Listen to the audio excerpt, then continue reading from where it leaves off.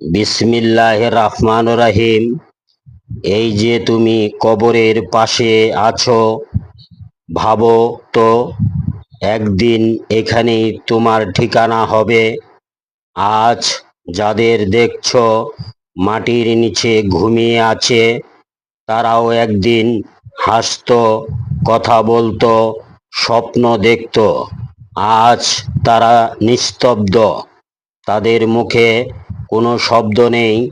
দুনিয়া থেকে তারা কিছুই নিয়ে যেতে পারে নাই, শুধু নিয়ে গেছে তাদের আমল, ভালো কাজ আর নামাজ।